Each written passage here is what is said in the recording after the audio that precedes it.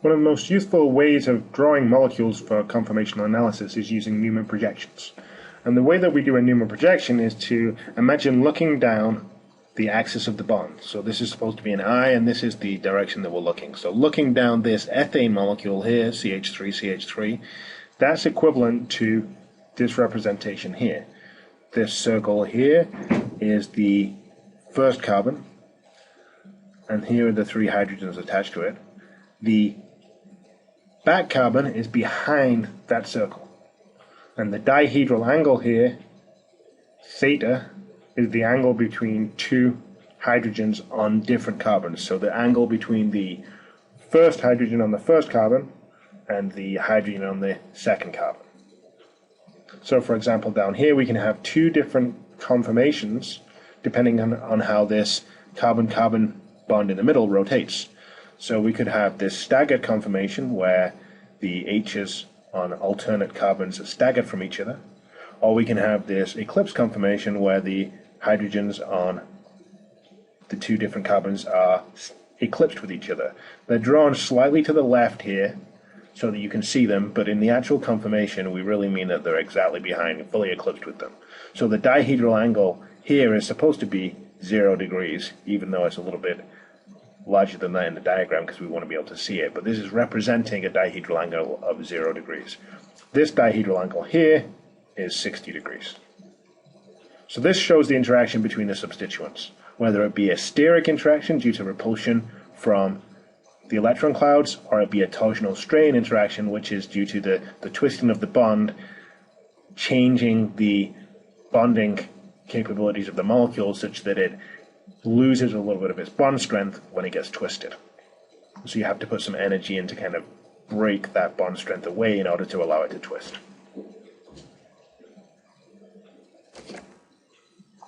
So here we have two different conformations of ethane.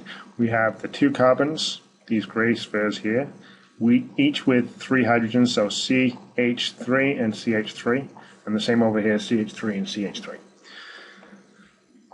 Here we have them in the kind of the sawhorse type projection. This would be where we would draw them looking like a sawhorse. And we can see here that we've got a different conformation on the left than we do on the right. But if we take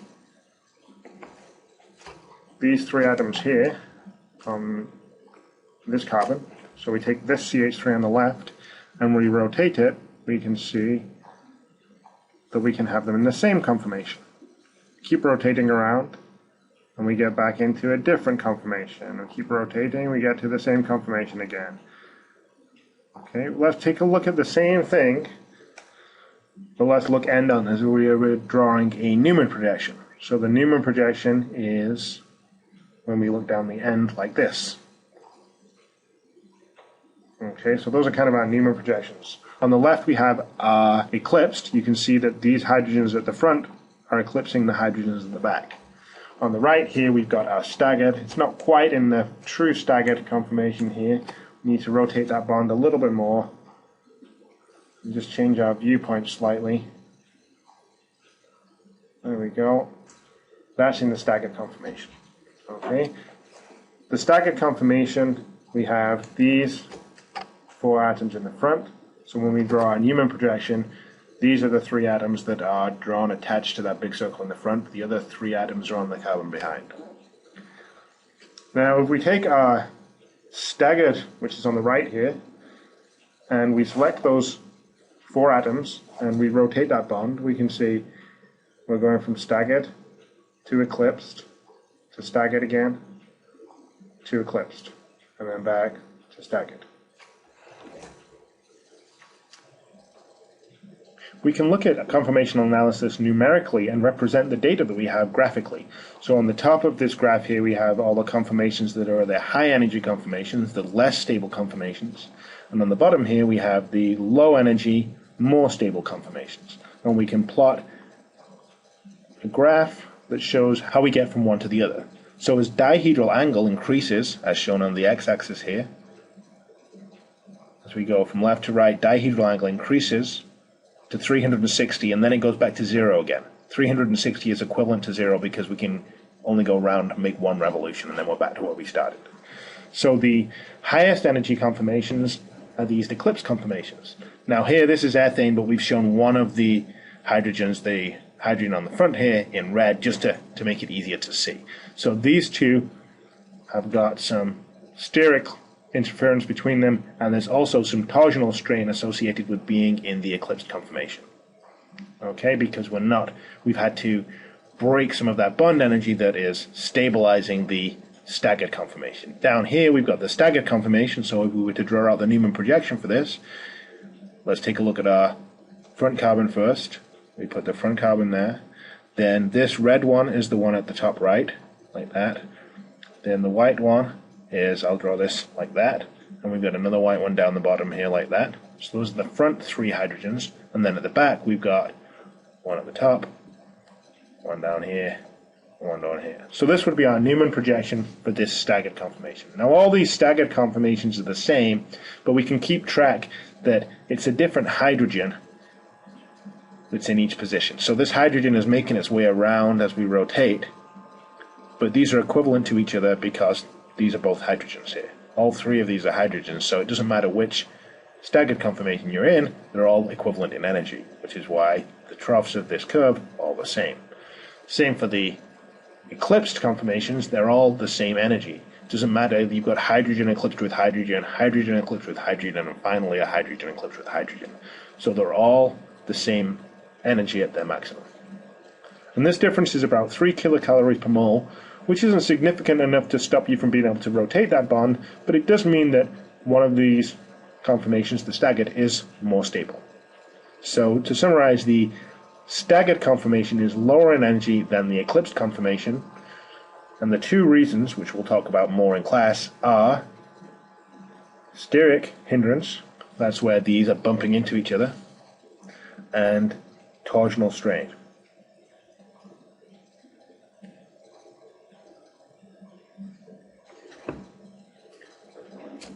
Let's take a look at butane now.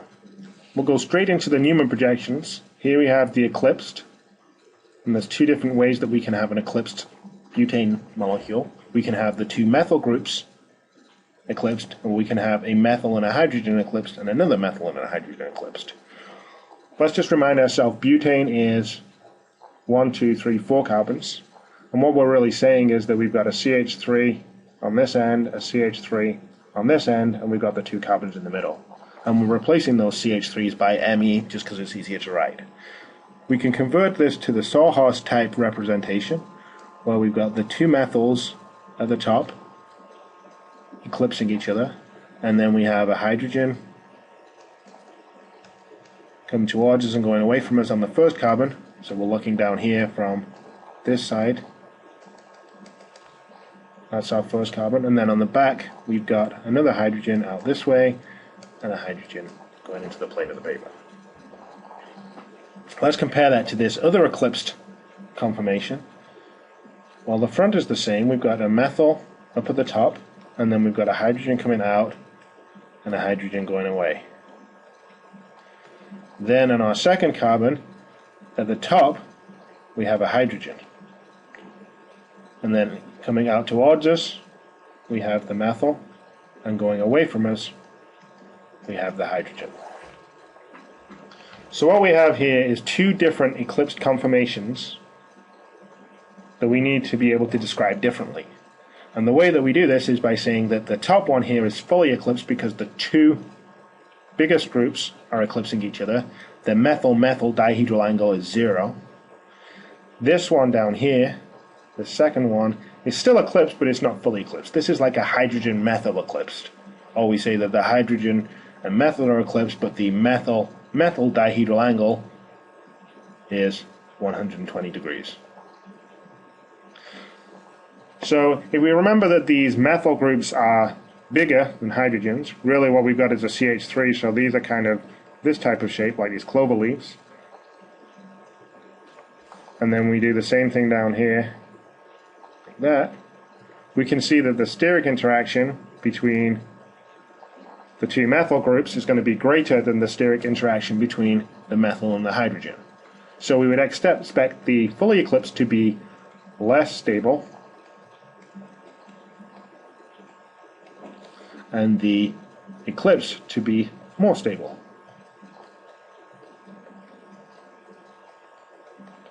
Now let's take a look at the staggered conformations. We have this staggered conformation where the two methyl groups are staggered. That gives us a methyl-methyl dihedral angle of 60 degrees. We can also have a methyl-methyl dihedral angle of 180 degrees.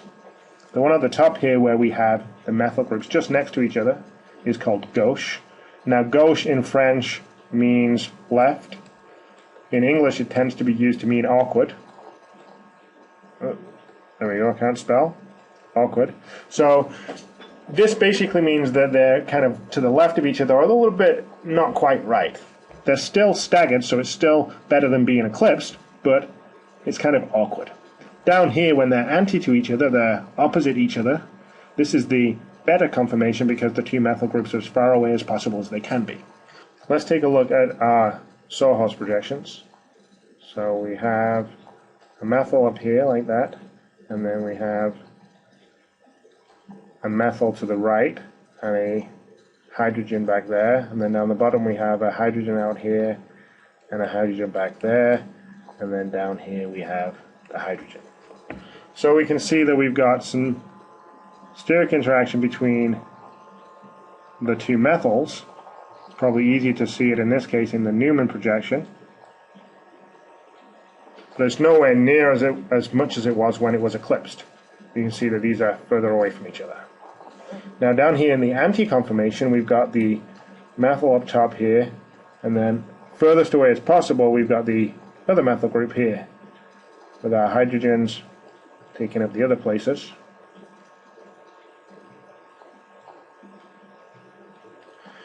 And what we have here is this methyl can have some steric interactions with the hydrogens, but they're not very big, they're the least possible. And then this methyl can have some steric interactions with these hydrogens, but again they're not very big. So this anti-conformation where we've got the greatest dihedral angle between the methyls is the most stable. And this one is less stable than the other staggered, but still more stable than the eclipsed. And that's either of the eclipsed, the fully eclipsed or the regular eclipsed. We can see this graphically here. We've got the two different types of eclipsed. We've got the CH3H eclipsed, and then we've got the fully eclipsed CH3CH3, and then we've got another version of the CH3H eclipsed. These are different conformations. These are stereoisomer conformations. They're the same connections, but they've got different orientation in space. If you notice here that this CH3 on the bottom here is in the same position, but this CH3 that was over here on the right is now over on the left. Okay, so it's got a slightly different orientation in space. You can't superimpose these, but they're only separated by a rotation of the bond. So these two here are conformational stereoisomers.